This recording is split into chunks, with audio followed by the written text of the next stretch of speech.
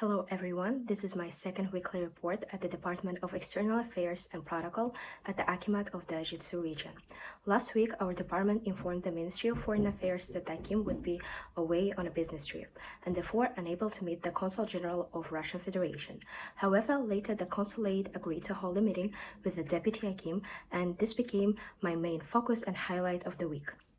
Preparing for the consul's meeting was both exciting and stressful. I drafted a short briefing note about the consul and his deputy, highlighting their professional background as well as expected areas of discussion. Together with my supervisor, we finalized the guest list just half an hour before the meeting, and I personally coordinated the attendance of the Director of House of Friendship over the phone.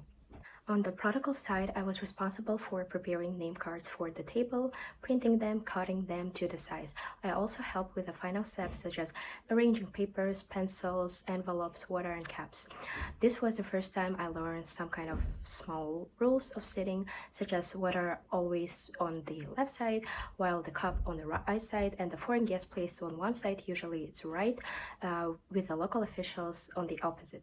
This detail may seem minor, but they created the framework of respect and equality. During the meeting, the Deputy Akim presented cultural and economic potential of Jiu-Jitsu, while the Consul General proposed cooperation in several areas, such as student and professional exchange, library support, support for the small and medium businesses, and also Russian language education at our local university. At the end, both sides exchanged symbolic gifts. The Deputy Akim offered a book about the victories of Jiu-Jitsu citizens, while the Consul presented a commemorative book and a play dedicated to the World War II. The rest of my week was not less important. I reviewed the correspondence with the international partners, which taught me how much diplomatic writing depends on the precision and tone. I also continued to read the book about the State Protocol by Baozhan Baybek, and shout out my supervisor to see how our department works with other divisions of the Akimat to prepare for the international visits. So overall, this week showed me how regional practice can be different from the international protocol. At the level of central governments, the meetings are usually planned weeks, if not the months ahead, with ceremonial lunches or the press coverage. Here at the regional level, the schedule was uncertain until the last moment, and the sitting was decided just an hour before.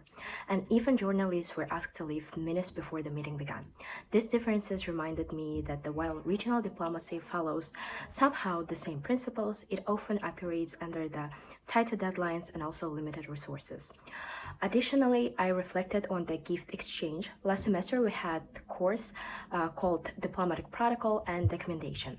There we studied 5 keywords of diplomatic gift giving, such as the occasion, background, creativity, sources, and elegance. Comparing the theory to the practice, I noticed that at the regional level, gifts were more symbolic and modest, book on a plate.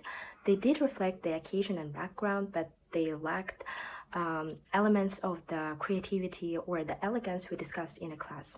And this contrast showed me how regional offices prioritize practicality, while at the international level, gifts have more stronger symbolic or cultural messages.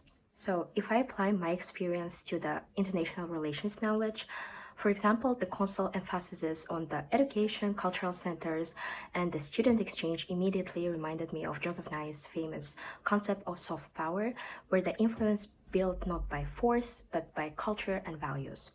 And also, the fact that the regional offices like ours host a foreign delegation illustrate, as I said in the previous report, power diplomacy, with the role of the subnational actors in international cooperation. These concepts became much clearer to me when I saw it happening in practice. Finally, the symbolic elements from the sitting order to the exchange of gifts connect directly to the constructivist theories of international relations, while relationships are shaped not only by material interests but also by rituals, norms, and shared meanings.